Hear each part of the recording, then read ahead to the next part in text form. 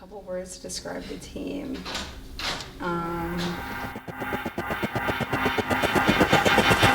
I'd say we have grit. Second, Bears up by 5 with 10 seconds left to go in the MASCAC championship game. Adler pulls no good. Demores with the rebound, and the Bears have done it. They've won the MASCAC Women's Championship, storming back from a 19-point lead in this second half. Grit, diverse.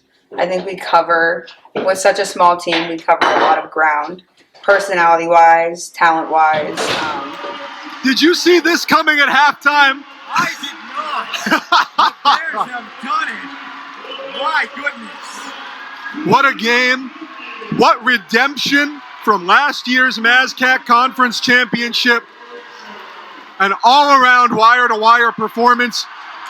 Absolutely stunning. All right. So we'll start kind of on this year, and then we can kind of backtrack.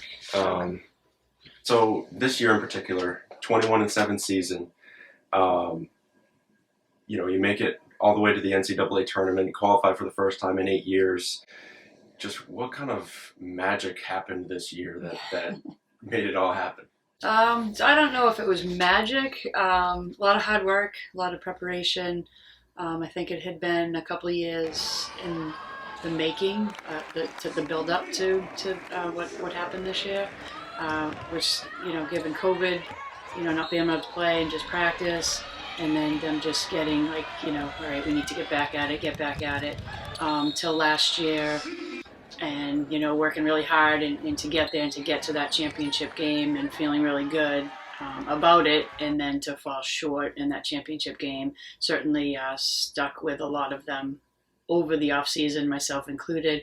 So I think we just had a good game plan, and they had that drive that they were going to come in and not let that happen again. The motivating factor was definitely, for me, I can speak for most of us, sitting in Framingham's gym, watching them celebrate. I think that stuck with a lot of us. And I know that when we went back on October 15th, it was all in our mind. And whether we were playing them or whoever we were playing, we knew we were going to get back there. 30-second timeout. 30. Get their water. Okay? Hey, listen, we're doing a really, really good job at moving that ball, finding the open spots. Don't force anything. When you catch that, just be ready to shoot it. Step right in and shoot with confidence, right? That was a bad pass. That's my fault. Right? But again, down here, got to get over the tops of those screens, right? There's only 2 shots they made, they're both 3. So just come out, and then we'll take care of business. Here we go, let's go. Together on 3, 1, 2, 3, together. Here we go, let's go. Hey, well done. Here we go. Good. Nice, well done, Emma. Nice job, Emma.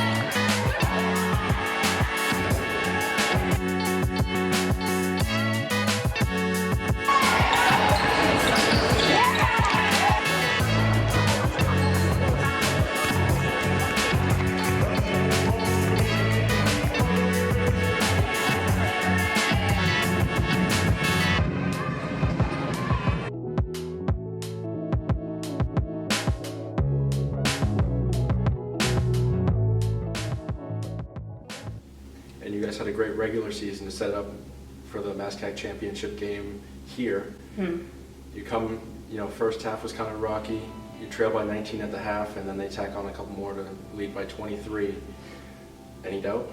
I remember, I was sitting, we came in at halftime, and they knew we weren't going to, just go away. And we always say it's a game of runs. We really hadn't had one yet. So the way the game started was not anything that we, drew up and had worked on.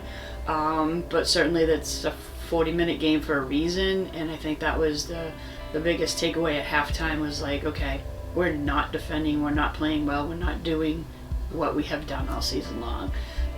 If you're going to turn this around, and I firmly believe we can turn this around, this is what's got to happen. And we listed a couple things. There wasn't a lot of yelling, there wasn't swearing, it was just like, matter of fact, this is what we need to do if you're going to cut down your nets on your floor. Well, let someone else do it. Bears have their hearts back in this one, I think. No lead is insurmountable. Something clicked, defense started kicking in, and I wouldn't say it was one person or one play, but it was just like, it was all driven by defense for us. Gardner driving, a Peebles, Sharkbuck winding down. Can't get the stop, no foul called on Peebles, and Tripp takes it for the Bears. Bradbury driving to the bucket, she gets the shot to drop. This is tightening up. Where was this in the first half? My goodness. Bradbury knocks down a three, and the lead is down to 3 points. We were talking, Bridget Casey knows how to rally her troops. She has more than shown it here today.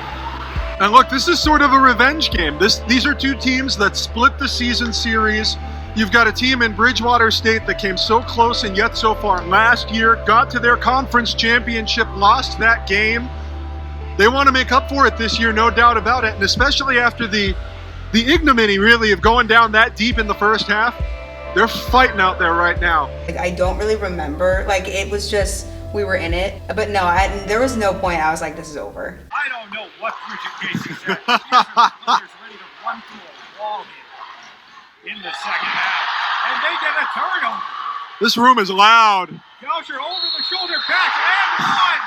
And this place is going crazy.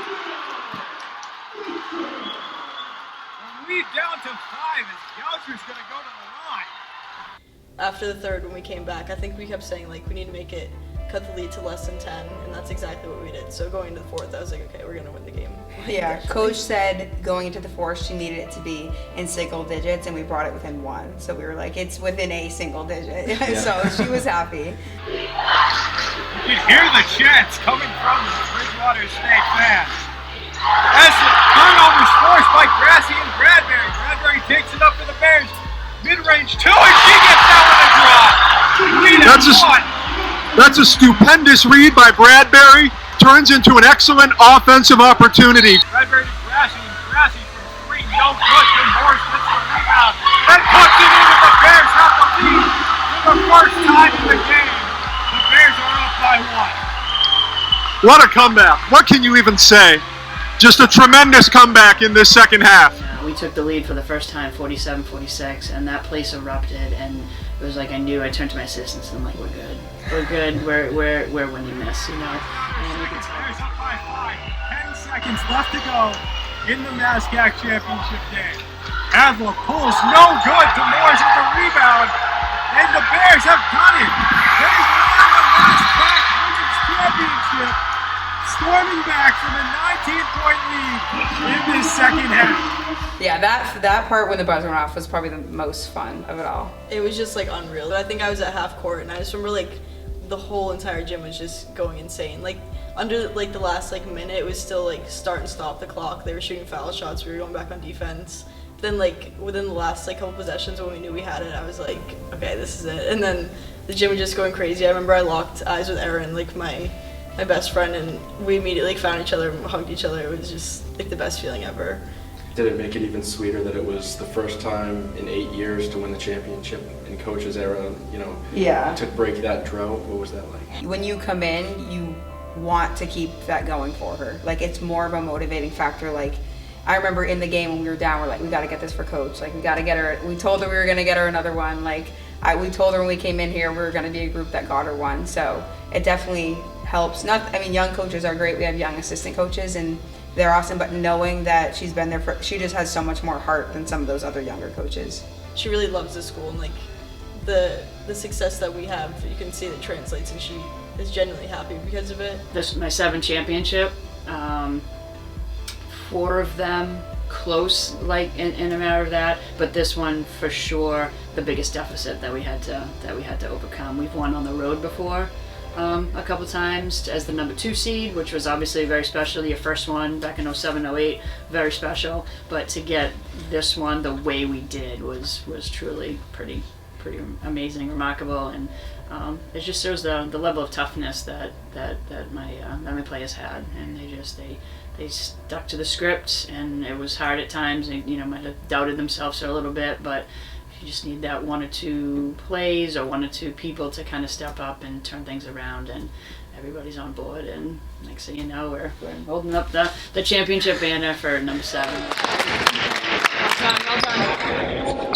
Family on 3. 1, 2, 3. Family! Nice job. Good work.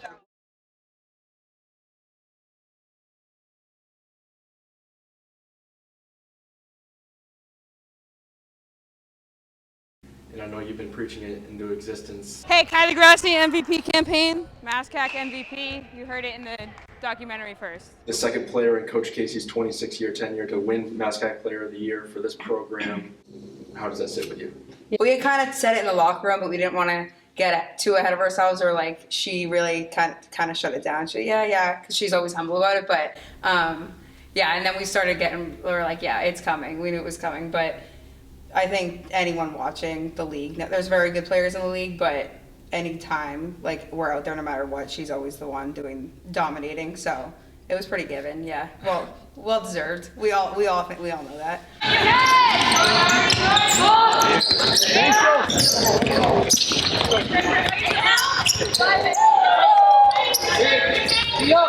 We go. Deep breath, take it. Sid. You saw Sid? Did you see Sid? I saw Sid cutting through the middle. You gotta make that pass then. I know. Right? Come on. My fault, Sid. Good cut. She said, who'd you see? I said, Sid.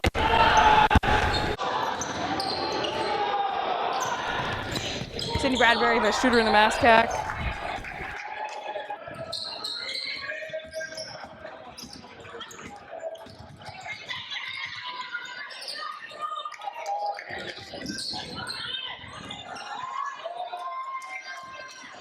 Do you know the Muffin Man?